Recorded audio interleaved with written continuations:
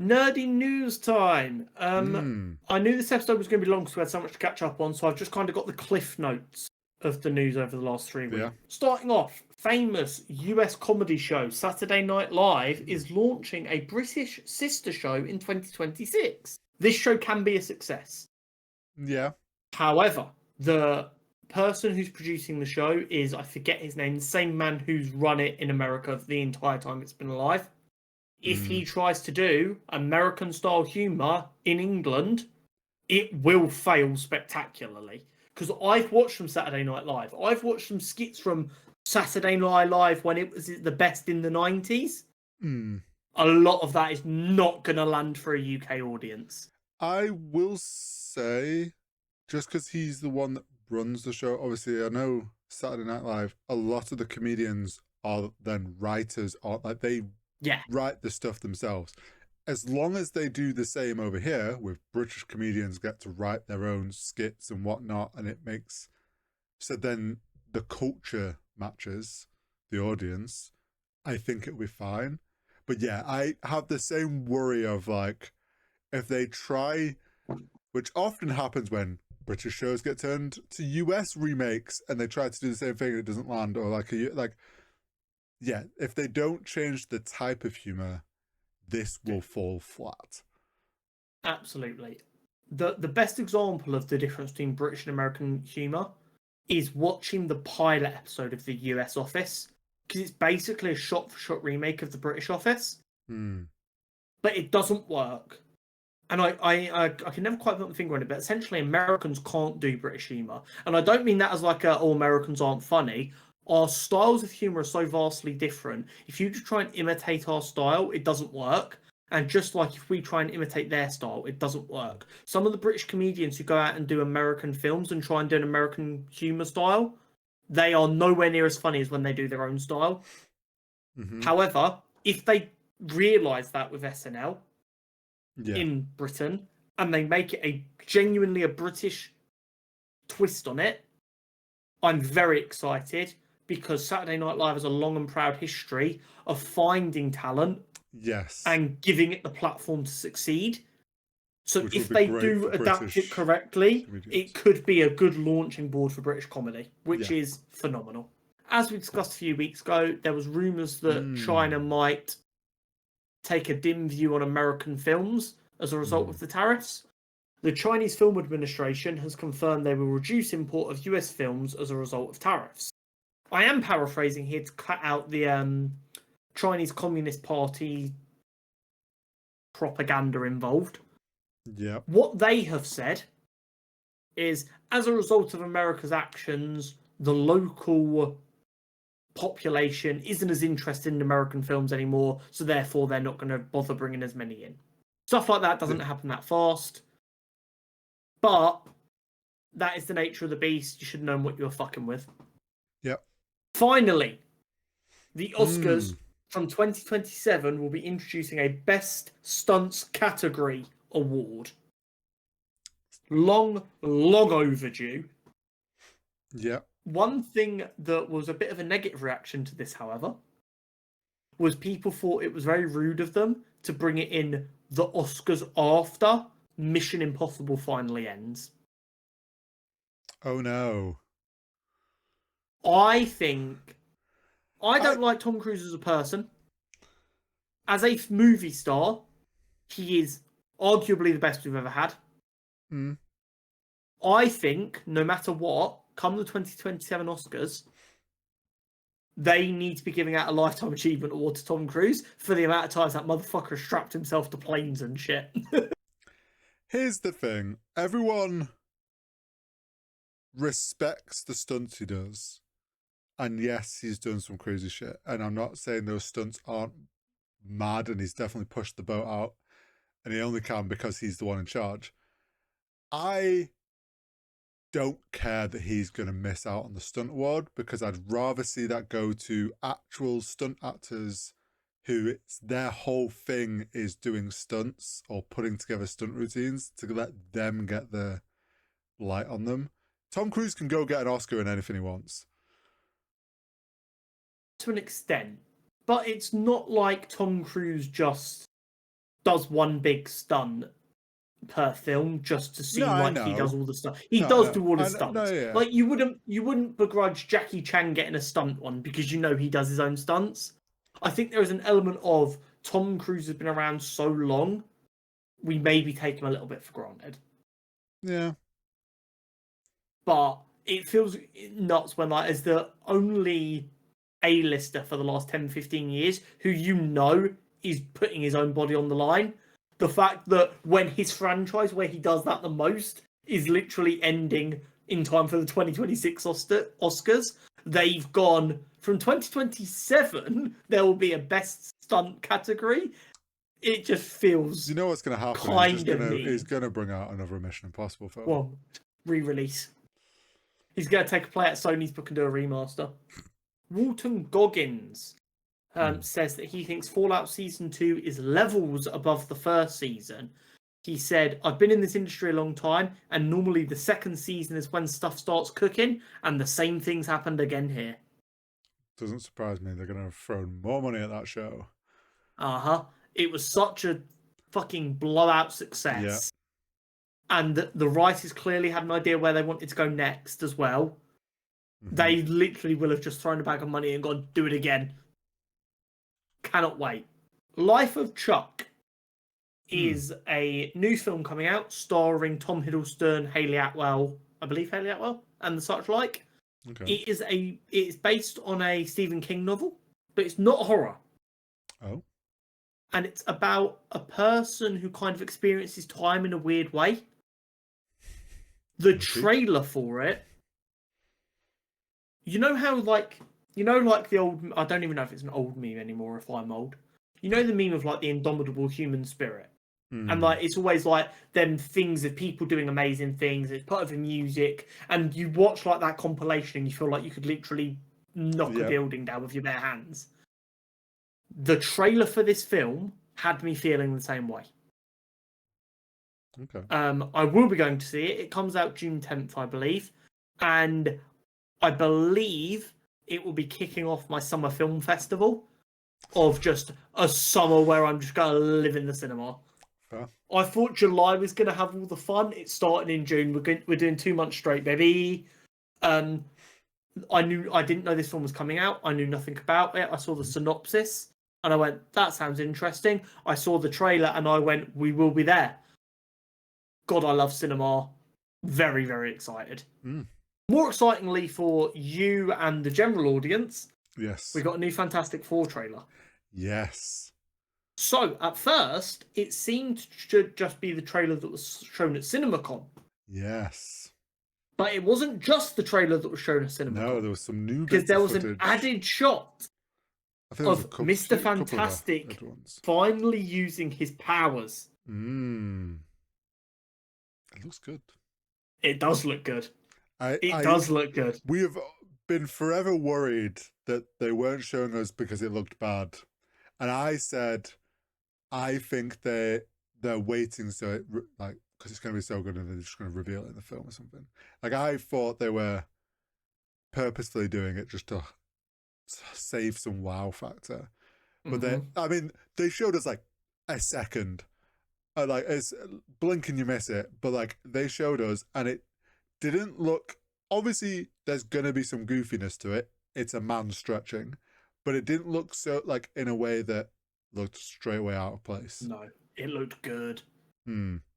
So yeah, as we knew about this trailer, we knew it got revealed to the family that Sue was pregnant. Yeah. We knew the Silver Surfer arrived. We knew that people in the street were kind of going to the Fantastic Four, who've clearly been heroes for a while now. Can you save us? What's happening? And it sounded good when we heard it described.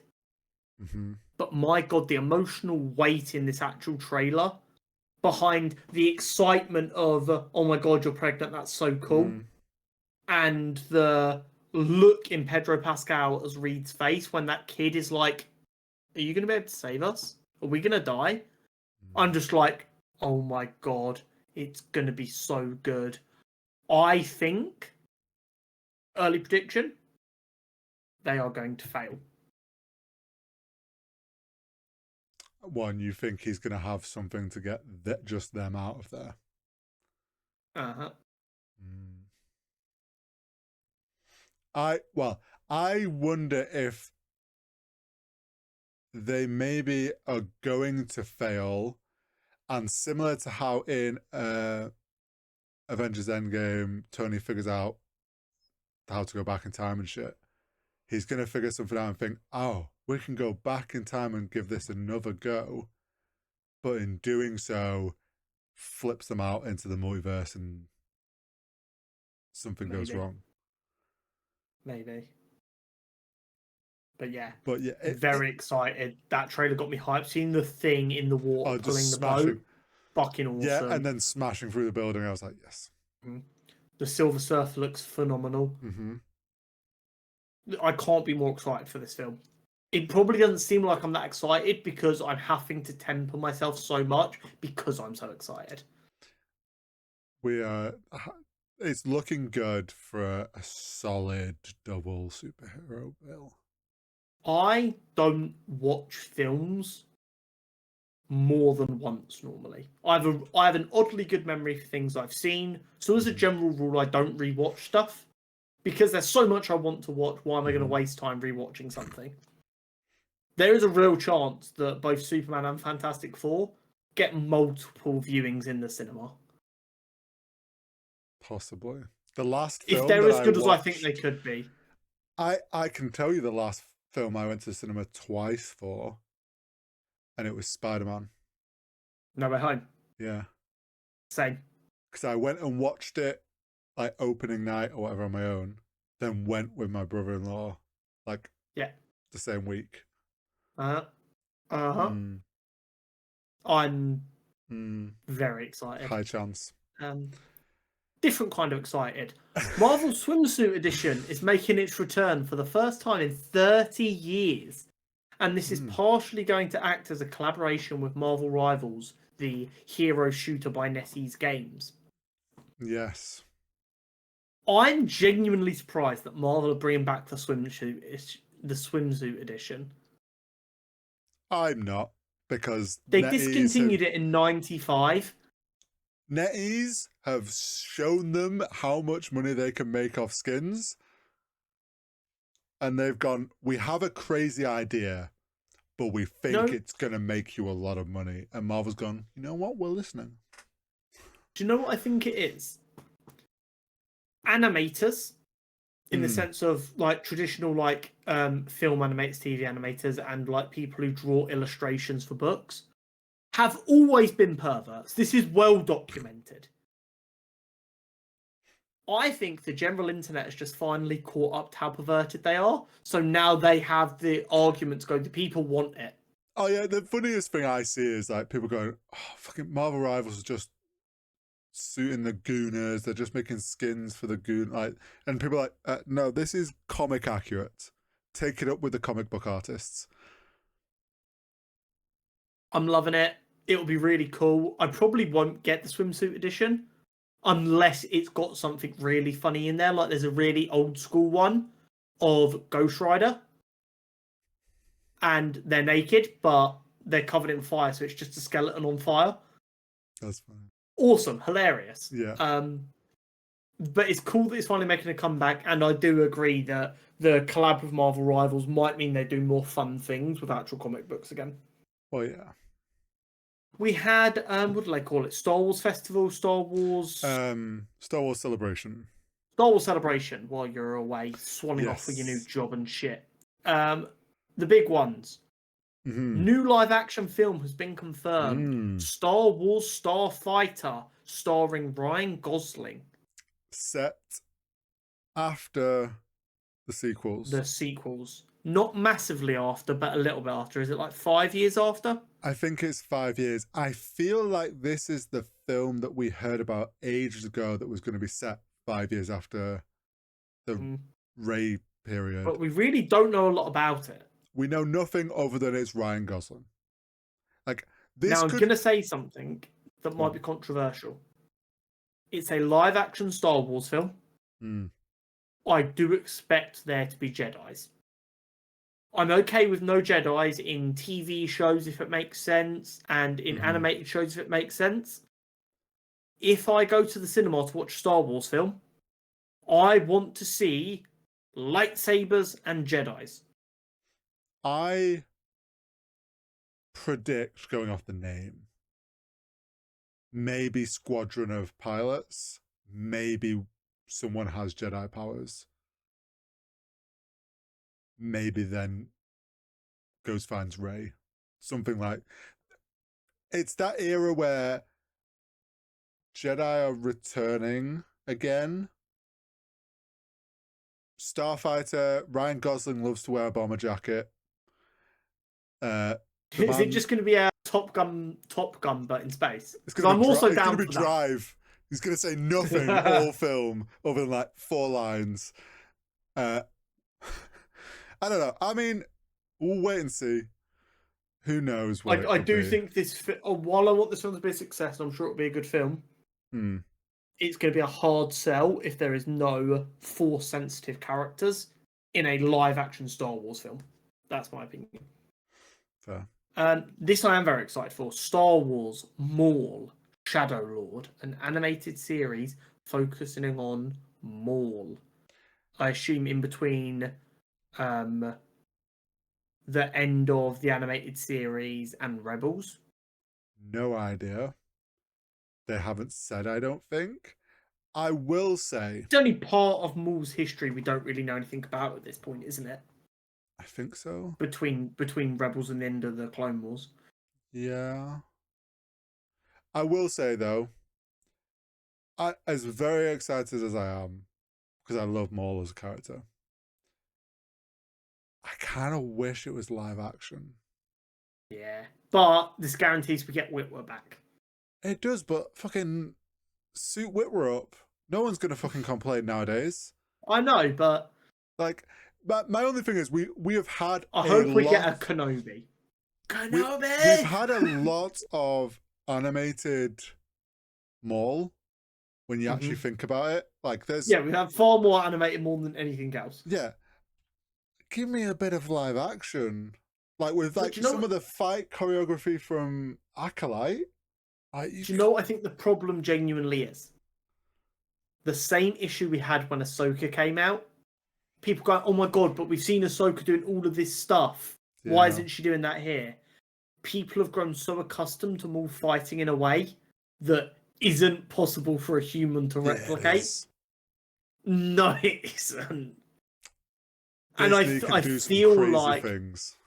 I feel like they've rather gone, instead of trying to pull off stunts that are probably still not going to be enough to keep people happy, let's just leave him in animated. Do you want to know what my actual prediction is? Why it's animated?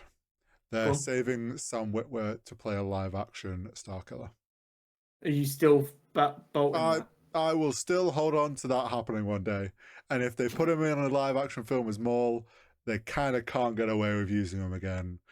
Wait and see. Rory McCann has been cast as Baylan Skull for Ahsoka Season 2 after Ray Stevenson's passing after Season 1. He looks pretty damn good with the makeup and the way they put his beard on. It's okay. It's not going to be the same. It is going to feel a little bit weird. But unfortunately, that is the way it is. I don't think we should give up on a good project. No. And because someone tragically passed. Something that it shouldn't obviously be fully weighted on your opinion on it, but they were both very close friends. Oh, were they? Yeah. So I think there's a certain level of weight to it of like, he is getting to finish something someone he was close to started. So like, he's going to treat it with a certain level of respect of doing the best job he can for him.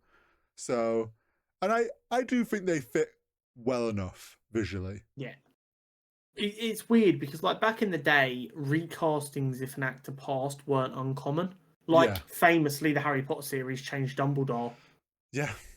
But it feels like you're not allowed to do that anymore. There seems Star to be Wars like seemed to shy away from it for a while. There seems to be a more modern approach where it's like if an actor passes, that character is not allowed to be used anymore. And I do disagree with that. I get it because, like, you don't want to be disrespectful, but there's a big difference between being disrespectful and recasting. And I think sometimes people forget that. Star Wars Visions Volume 3. 9 anime studios back for more episodes. Some of these episodes from the first volume are getting follow-ups, sequels, or the same studio are doing another episode. Very cool. Yeah, we are big Visions stans on this podcast. And I love a bit of anime. We love it when creative people get creative freedom. What can we say? And Visions is literally the poster child for let cool people make cool shit. So very, very excited for that to come out. That's due winter time, was it? Or have we not got a date on that? Not sure actually. Visions Season 3. It will debut in 2025 is all it says. Okay. I think I've assumed it's going to be in the winter time, but I believe all they've actually said is it will come out this year. But bearing in mind they've only maybe announced October. Okay. So yeah, winter time. Awesome. That's something for us to look forward to. Next up. Our favourite subject. The Academy has, after the backlash from this year, implemented rules that voters will be required to watch all nominated films before they're allowed to vote. They all have access to a screeners app, which has all of the films on them. So it's not going to put them out of pocket to do it. They're just like, please make sure you watch these films before you vote. Yeah, and that'll be tracked. I imagine there'll be something that'll check that. Has it been watched? Okay, you can vote on this thing. Yes. However, less than a week after that news broke, there are already articles coming out suggesting that some members have already said they will simply put the film on and then they'll mute the tab and go about doing whatever else they're doing, or they'll just let it run while they go out to do some errands, because there's no way anyone can make sure they've actually watched the film. I can't wait. Take these people's voting rights away. Hey, no, let them keep speaking. They want to keep running their mouth. They're just going to make the Academy go, look what happened last time. They ran the mouth, they changed the rules. They'll just come up with something of being like, okay, if you want to hold your voters thing and like keep like this, you don't want to lose your status or whatever, we're going to now start making it so like X amount of the things have to be watched at one of our dedicated theatres or something. Like, there's going to be some... They're just going to start actually making sure you're watching shit. And, like... Yeah. Academy members who may or may not see this. I promise you, if you give me that app, I will watch every film nominated. I'll binge everything in a week. Yeah, I promise you, if it is on that app, it will be watched before I vote. Because not only do I love cinema, I would never vote on something without all the facts. And I would not want to be convinced that The Wild Robot is the best animated film and just vote for it when I have access to watch the others very easily at my fingertips. I would have seen the Golden Globes, whatever it was, where Flo beat it out, and I'd have gone, right, what's this Flo shit about? Is it right? Just because I'd have to know personally. Yeah, I mean... So yeah, Academy, if you want to kick someone else out and give it to me, I promise I'll be your most reliable voter. It's just funny to me that, like, obviously the Oscars are a while off still. Like, we've only just had them. Why are you running your mouth about, oh, I'm just going to dodge these new rules anyway? Like, you're just asking to lose your place. Yeah. Like... Yeah, absolutely. Absolutely. The Bear Season 4 is apparently coming out on June 15th. Yes. Which is phenomenally exciting. Cannot wait. Okay, now these next two bits you don't have. No. One of these happened about 5 minutes before recording started. Oh. The second one happened while we were recording. Uh-oh. Uh-oh. The Sergeant Rock movie has been canned according to Rap. I have seen that on Twitter today. And about 20 minutes to an hour ago now, the Sergeant Rock movie might not be cancelled and is being re-evaluated according to Deadline. Okay, so do you know what I think's happened here? Which always freaking happens. Project Uncertain gets moved off being worked on to shelf, like into unknown thing. Media gets wind of that, or someone tells newspaper or whatever, that film got cancelled, it's no longer showing on the working on board, they must have cancelled it. And then actually it's come out, it's like, no, it's just being reworked, like it's back on the drawing board. Absolutely. It's so weird though to get like an official news article from like the Wrapped going the film's dead, it's been cancelled, to then 2 hours later other articles going it's being reevaluated. Because it's like there's not even enough time for there to have been backlash on the internet for the execs to go, oh, maybe we've been too hasty here. Do you know there was like 2 hours between do the you know reports. what I did? I saw tweets saying it was cancelled, went to James Gunn's Twitter, he hadn't said anything on it. He is going to say something if that's like he would if it had been cancelled, he would have tweeted something to clear things up. He hasn't. I was like, I'll wait and see. I'm very curious to see what happens there. We'll have to wait and see. But that is it for the news.